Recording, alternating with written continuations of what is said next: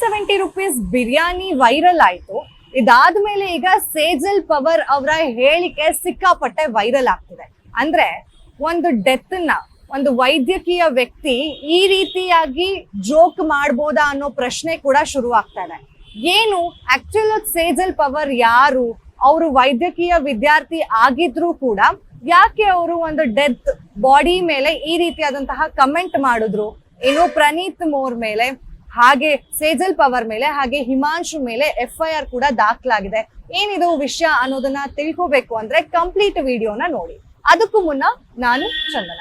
ಈ ಹಿಂದೆ ನಮ್ಮ ಇಂಡಿಯಾದಲ್ಲಿ ಸಿಕ್ಕಾಪಟ್ಟೆ ಬ್ಲಾಕ್ ಲ್ಯಾಶ್ ಹಾಗೆ ವೈರಲ್ ಆದಂತಹ ವಿಷಯ ಏನಪ್ಪಾ ಅಂತ ಹೇಳಿದ್ರೆ, ಪ್ರಣೀತ್ ಮೋರ್ ಅವರ ಒಂದು ಕಾಮಿಡಿ ಶೋ ನಲ್ಲಿ ಆದಂತಹ ಒಂದು ವಿಷಯಗಳು. ಅಂದ್ರೆ ಫಾರ್ ಎಕ್ಸಾಂಪಲ್ ಹೇಳೋದಾದ್ರೆ ₹370 ಬಿರಿಯಾನಿ ಬಗ್ಗೆ ನಮ್ಗೆಲ್ರಿಗೂ ಗೊತ್ತೇ ಇದೆ. ಈ ಹಿಂದೆ ಹಿಮಾಂಶು ಹೇಳಿದಂತಹ ಹೇಳಿಕೆಗಳು ಸಿಕ್ಕಾಪಟ್ಟೆ ವೈರಲ್ ಆಯ್ತು. ಹೆಣ್ಮಕ್ಳಿಗೆ ಅವರು ಸರಿಯಾದ ರೀತಿಯಾದಂತಹ ಗೌರವನ ಕೊಟ್ಟಿಲ್ಲ ಅಂತ ಹೇಳಿ ಅವನು ಕೆಲಸ ಕೂಡ ಕಳ್ಕೊಂಡಿದ್ದಾಯ್ತು. ಅವ್ರ ಮೇಲೆ FIR ಕೂಡ ದಾಖಲಾಗಿ ಈಗ ತನಿಖೆ ನಡೀತಾ ಇದೆ. ಇನ್ನು big boss season 19 second runner up ಆದಂತಹ ಪ್ರಣೀತ್ ಮೋರ್ ಅವರು ಒಂದು ಸ್ಟ್ಯಾಂಡ್ ಅಪ್ ಕಾಮಿಡಿಯನ್ ಕೂಡ ಹೌದು. ಅವರು ಯೂಶುವಲ್ ಆಗಿ ಕ್ರೌಡ್ ವರ್ಕ್ ಅನ್ನ ಮಾಡ್ತಾ ಇರ್ತಾರೆ. ಕ್ರೌಡ್ ವರ್ಕ್ ಮಾಡಿದಂತಹ ಸಮಯದಲ್ಲಿ ಇದು ಒಂದು 3 months ಬ್ಯಾಕ್, 3 ತಿಂಗಳ ಹಿಂದೆ ನಡೆದಿರುವಂತಹ ವಿಷಯ. ಆಗ ಒಂದು ಸೇಜಲ್ ಪವರ್ ಅನ್ನುವಂತಹ ಒಂದು ಹುಡುಗಿ ಬಂದಿರ್ತಾಳೆ ಆ ಕ್ರೌಡ್ ವರ್ಕ್ ಕಾಮಿಡಿ ಶೋಗೆ. ಈ ಸಂದರ್ಭದಲ್ಲಿ ಅವಳು ಪ್ರೊಫೆಷನ್ ಬಗ್ಗೆ ಅವಳು ಹೇಳ್ತಾಳೆ. ಅಂದ್ರೆ ಕ್ಯಾಡವರ್ಸ್ ಏನು ದಾನ ಮಾಡಿರ್ತಾರೆ ಕುಟುಂಬಸ್ಥರು ಮೃತದೇಹನ ಒಂದು ಹಾಸ್ಪಿಟಲ್ಗೆ ವೈದ್ಯಕೀಯ ಸಲುವಾಗಿ, ಅಂದ್ರೆ ಮಕ್ಕಳು ಅದರಿಂದ ವಿದ್ಯಾಭ್ಯಾಸನ ಮಾಡ್ಲಿ ಅಂತ ಹೇಳಿ ಸಾಕಷ್ಟು ಜನ ಮೃತದೇಹವನ್ನ ಸ್ಯಾಕ್ರಿಫೈಸ್ ಮಾಡಿರ್ತಾರೆ. ಇಂತಹ ಮೃತದೇಹಗಳನ್ನ ಓದುವಂತಹ ಸಮಯದಲ್ಲಿ ಅವರು ಹೇಗೆ ಅದನ್ನ ಕಟ್ ಮಾಡ್ತಾರೆ, ಹೇಗೆ ಆಪರೇಷನ್ ಮಾಡ್ಬೇಕು, ಈ ರೀತಿಯಾದಂತಹ ಒಂದು ವೈದ್ಯಕೀಯ ಟರ್ಮ್ಸ್ ಇದೆ. ಮೆಡಿಕಲ್ ಟರ್ಮ್ಸ್ ನಲ್ಲಿ ಅವರು ಅಬ್ಡಾಮನ್ ನಾವು ಕಟ್ ಮಾಡ್ತೀವಿ ಅಂತೆಲ್ಲ ಎಕ್ಸ್ಪ್ಲೈನ್ ಮಾಡುವಂತಹ ಸಂದರ್ಭದಲ್ಲಿ ಸೇಜಲ್ ಒಂದು ಜೋಕಿಂಗ್ ಆಗಿ ಒಂದಷ್ಟು ವಿಷಯಗಳನ್ನ ಹೇಳಿದ್ದಾರೆ. ಅಂದ್ರೆ ಹುಡುಗರ ದೇಹದಲ್ಲಿರುವಂತಹ ಕೆಲವೊಂದು ಪ್ರೈವೇಟ್ ಪಾರ್ಟ್ ಗಳನ್ನ ಹೇಗೆ ಡಾಕ್ಟರ್ಸ್ ನೋಡ್ತಾರೆ ಅನ್ನೋ ಒಂದು ವಿಷಯನ ಪಬ್ಲಿಕ್ ಆಗಿ ಹೇಳಿದಾಳೆ. ಅದಕ್ಕೆ ಸಾಕಷ್ಟು ಜನ ನಕ್ಕಿದ್ದಾರೆ. ಅಲ್ಲಿದ್ದಂತಹ ಪಬ್ಲಿಕ್ ಅದನ್ನ ಜೋಕ್ ಆಗಿ ತಗೊಂಡಿದ್ದಾರೆ. फिर ऊपर एब्डोमेन काटा, हाँ, फिर स्कल काटा और फिर लास्ट में जो भी है रिप्रोडक्टिव तू ऑर्गन्स। पक्का डॉक्टर है या कसाई है? और ऐसे कोई जोक वोक भी मारते तभी या एकदम सीरियस रहते सब लोग? मारते हैं ना। जोक वोक भी मारते हैं? क्या आगे इसके दिमाग में कुछ नहीं है? Whatever जो भी साइज वगैरह जो क्या साला तुम लोग ये सब बातें करते हो? बेचारे चाचा ने नोबेल कॉज के लिए अपनी बॉडी डोनेट की है और बच्चे लोग रहे भाई चाचा का छोटा है यार।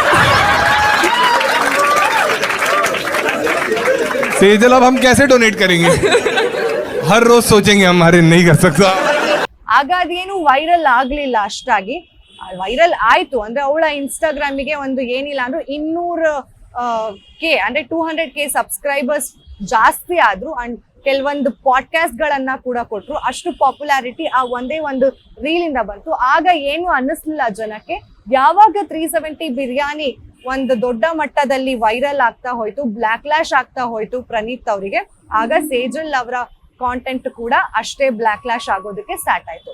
ಅದನ್ನ ಓಪನ್ ಆಗಿ ಸೇಜಲ್ ಬಂದು ಕ್ಯಾಮ್ರಾ ಮುಂದೆ ಕೂತು ಹಾಗೆ ರಿಟರ್ನ್ ಫಾರ್ಮೆಟ್ ಅಲ್ಲಿ ಸಾರಿ ಕೂಡ ಕೇಳಿದ್ದಾರೆ. ನಾನು ಯಾವುದೇ ರೀತಿಯಾದಂತಹ ಕೆಟ್ಟ ಉದ್ದೇಶನ ಇಟ್ಕೊಂಡು ಹೇಳಿಲ್ಲ, ಬಟ್ ಏನೆಲ್ಲ ನಾನು ಹೇಳಿದೀನಿ ಅದಕ್ಕೆ ನಾನು ಹೊಣೆ ಆಗಿದ್ದೀನಿ.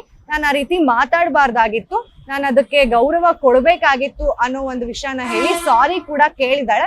ಆದ್ರೂ ಕೂಡ ಇದು ಕ್ರಿಟಿಸಿಸಮ್ಗೆ ತಪ್ತಾ ಇಲ್ಲ ಅಂತ ಹೇಳ್ಬೋದು. ಅಂದ್ರೆ ಸೋಷಿಯಲ್ ಮೀಡಿಯಾದಲ್ಲಿ ಈಗ ದೊಡ್ಡ ಚರ್ಚೆ ಆಗ್ತಾ ಇದೆ ಸೇಜಲ್ ಪವರ್ ಅವರ ಸ್ಟೇಟ್ಮೆಂಟ್ ಕೂಡ. ಹೇಗೆ ಹಿಮಾಂಶು ಸ್ಟೇಟ್ಮೆಂಟ್ ವೈರಲ್ ಆಗಿ ಒಂದು ಚರ್ಚೆ ಆಗಿತ್ತು, ಅದೇ ರೀತಿಯಾಗಿ ಸೇಜಲ್ ಪವರ್ ಅವರ ಕಾಂಟ್ರವರ್ಸಿ ಕೂಡ ಸ್ಟಾರ್ಟ್ ಆಗಿದೆ. ಇನ್ನು ಸೇಜಲ್ ಪವರ್ ಈ ಹಿಂದೆ ಹೇಗೆ ವೈದ್ಯಕೀಯ ಸ್ಟೂಡೆಂಟ್ ಆದ್ರು, ಅಂದ್ರೆ ಮೆಡಿಕಲ್ ಸ್ಟೂಡೆಂಟ್ ಆದ್ರು, ಹಾಗೆ ಹೇಗೆ ಅವರ ರಿಸರ್ವೇಶನ್ ಕೋಟಾದಿಂದ ಬಂದ್ರು, KEM ಯೂನಿವರ್ಸಿಟಿ ಅಂದ್ರೆ KEM ಹಾಸ್ಪಿಟಲ್ ನಲ್ಲಿ ಇವರು ವಿದ್ಯಾಭ್ಯಾಸ ಮಾಡ್ತಾ ಇದ್ದಾರೆ. ಆ ಹಾಸ್ಪಿಟಲ್ ಇವ್ರ ಅಡ್ಮಿಷನ್ ಹೇಗಾಯ್ತು, ಇವರ ಓಲ್ಡ್ ಕ್ಲಿಪ್ಪಿಂಗ್ಸ್ ಎಲ್ಲ ಕೂಡ ಈಗ ವೈರಲ್ ಆಗ್ತಾ ಇದೆ. ಅಂಡ್ ಇವರು ರಿಸರ್ವೇಶನ್ ಕೋಟಾದಲ್ಲಿ ನೀಟ್ ಎಕ್ಸಾಮ್ ನಲ್ಲಿ ಬರೀ 490 ಮಾರ್ಕ್ಸ್ ತಗೊಂಡಿದ್ರು ಕೂಡ ರಿಸರ್ವೇಶನ್ ಕೋಟಾದಲ್ಲಿ ಇವರಿಗೆ ಸೀಟ್ ಸಿಗುತ್ತೆ KEM ಹಾಸ್ಪಿಟಲ್ ನಲ್ಲಿ. ಅದು ಕೂಡ ವೈರಲ್ ಆಗ್ತಾ ಇದೆ. ಅಂಡ್ ಇನ್ನೊಂದು ವಿಷಯ ಏನಪ್ಪಾ ಅಂದ್ರೆ, ಈ ಹಿಂದೆ ಒಂದು ಇನ್ಫ್ಲೂಯೆನ್ಸರ್ ಬಂದ್ಬಿಟ್ಟು ಅವರು ಕಾಲೇಜ್ ಹೆಸರನ್ನ ಹೇಳ್ದೆ ನೀವ್ ಯಾವ ಕಾಲೇಜ್ನಲ್ಲಿ ಓದ್ತಾ ಇದ್ದೀರಾ ಅನ್ನೋದು ಪ್ರಶ್ನೆವನ್ನ ಮಾಡಿದಾಗ ಸೇಜಲ್ ಹೇಳ್ತಾರೆ, ನಾವು ಫೇಮಸ್ ಬಾಡಿ ಕಟ್ ಮಾಡೋದಕ್ಕೆ ಅಂತ ಹೇಳಿ, ಅಂದ್ರೆ ಮೃತದೇಹಗಳನ್ನ ಕಟ್ ಮಾಡೋ ಅಂತಹ ಒಂದು ಆಸ್ಪತ್ರೆ, ಆ ಕಾಲೇಜ್ನಲ್ಲಿ ನಾನು ಓದ್ತಾ ಇದ್ದೀನಿ ಅಂತ ಹೇಳ್ತಾರೆ. ಅದಾದ್ಮೇಲೆ ಅಲ್ಲಿನ ವಿದ್ಯಾರ್ಥಿಗಳು ತುಂಬಾ ಕೆಟ್ಟದಾಗಿದ್ದಾರೆ ನೋಡೋದಕ್ಕೆ, ದೇ ಆರ್ ಅಗ್ಲಿ ಅನ್ನೋ ಒಂದು ಸ್ಟೇಟ್ಮೆಂಟ್ ಅನ್ನ ಕೂಡ ಮಾಡ್ತಾರೆ. ಅದಾದ್ಮೇಲೆ ರೆಡ್ ಫ್ಲಾಗ್ ಇದ್ರೆ, ಒಂದು ರೆಡ್ ಫ್ಲಾಗ್ ವಿಷಯ ನಿಮ್ಮ ಕಾಲೇಜ್ನಲ್ಲಿ ಇದ್ರೆ ಏನದು ಅಂತ ಕೇಳಿದಾಗ ಫ್ಯಾಕಲ್ಟಿ ಏನಿದ್ದಾರೆ ಅವರು ತುಂಬಾ ಟಾರ್ಚರ್ ಅನ್ನೋ ತರ, ಡಿಸ್ಗಸ್ಟಿಂಗ್ ಅನ್ನೋ ತರ ಒಂದು ಸ್ಟೇಟ್ಮೆಂಟ್ ಅನ್ನ ಕೂಡ ಪಾಸ್ ಮಾಡ್ತಾರೆ. ಅದು ಯಾವಾಗೋ ಹೇಳಿರುವಂತಹ ಕ್ಲಿಪ್ಪಿಂಗ್ ಈಗ ವೈರಲ್ ಆಗ್ತಾ ಇದೆ. ಸೇಜಲ್ ಮೇಲೆ FIR ಕೂಡ ಫೈಲ್ ಆಗಿದೆ ಸೈಬರ್ ಕ್ರೈಮ್ ನಲ್ಲಿ. ಅಂಡ್ KEM ಕಾಲೇಜ್ ಏನಿದೆ, ಅಂದ್ರೆ ಹಾಸ್ಪಿಟಲ್ ಏನಿದೆ, ಅವರು ಕೂಡ ತನಿಖೆಯನ್ನ ಶುರು ಮಾಡಿದ್ದಾರೆ ಸೇಜಲ್ ವಿರುದ್ಧ.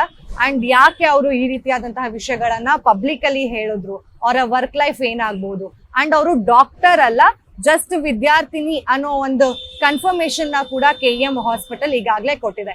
ಈ ವಿಷಯ ಇನ್ನಷ್ಟು ಚರ್ಚೆಗೆ ಕಾರಣವಾಗುತ್ತೆ ಅಂತ ನನ್ನ ಅನಿಸಿಕೆ. ಯಾಕಂತ ಹೇಳಿದ್ರೆ ಈಗಾಗಲೇ ಅಂಡ್ ಹೇಳ್ಬೇಕಂತಂದ್ರೆ ನಮ್ಮ ಕರ್ನಾಟಕದಲ್ಲೂ ಕೂಡ ಸ್ಟ್ಯಾಂಡ್ ಅಪ್ ಕಮಿಡಿಯನ್ಸ್ ಇದ್ದಾರೆ, ಸ್ಟ್ಯಾಂಡ್ ಅಪ್ ಕಾಮಿಡಿ ಮಾಡ್ತಾರೆ. ಆದ್ರೆ ಯಾವತ್ತೂ ಕೂಡ ಯಾರ ಮನಸ್ಸಿಗೂ ನೋವು ಆಗದೆ ಇರೋ ರೀತಿಯಾಗಿ, ಹಾಗೆ ಯಾರಿಗೂ ಅದು ಎಫೆಕ್ಟ್ ಆಗದೆ ಇರೋ ರೀತಿಯಲ್ಲಿ ಕಾಮಿಡಿನ ಮಾಡಿರೋದು ನಾವ್ ಇಷ್ಟು ದಿನ ನೋಡ್ಕೊಂಡ್ ಬಂದಿದೀವಿ. ಬಟ್ ಈಗ ಹೋಗ್ತಾ ಹೋಗ್ತಾ ಡಾರ್ಕ್ ಕಾಮಿಡಿ, ಡಾರ್ಕ್ ಹ್ಯೂಮರ್ ಸಿಕ್ಕಾಪಟ್ಟೆ ಟ್ರೆಂಡ್ ಆಗೋಗಿದೆ. ಎಲ್ಲರಿಗೂ ಅವರ ಪರ್ಸನಲ್ ಲೈಫ್ ನ ಪಬ್ಲಿಕ್ ಅಲ್ಲಿ ಹೇಳ್ಕೋಬೇಕು, ಅದ್ರಲ್ಲೂ ಜೋಕ್ ರೀತಿಯಲ್ಲಿ ಹೇಳ್ಕೋಬೇಕು ಅನ್ನೋ ಒಂದು ಮನಸ್ಥಿತಿ ಬಂದಿದೆಯೋ ಏನೋ ಕೂಡ ನಿಜಕ್ಕೂ ಗೊತ್ತಿಲ್ಲ. ಬಟ್ ಈಗ ಸೇಜಲ್ ಪವರ್ ಸ್ಟೇಟ್ಮೆಂಟ್ ಕೂಡ ಸಿಕ್ಕಾಪಟ್ಟೆ ವೈರಲ್ ಆಗಿದ್ದು, ಟ್ರೆಂಡ್ ಆಗ್ತಾ ಇದ್ದು, ಈಗ ಅವ್ರ ಮೇಲೆ ಯಾವ ರೀತಿಯಾದಂತಹ ಕ್ರಮ KEM ಹಾಸ್ಪಿಟಲ್ ತಗೊಳುತ್ತೆ ಅನ್ನೋದು ಕುತೂಹಲ ಮೂಡಿಸಿದೆ. ಮತ್ತಷ್ಟು ಅಪ್ಡೇಟ್ಸ್ಗಾಗಿ ಫಾಲೋ ಮಾಡಿ ಅಶ್ವವೇಗ ನ್ಯೂಸ್.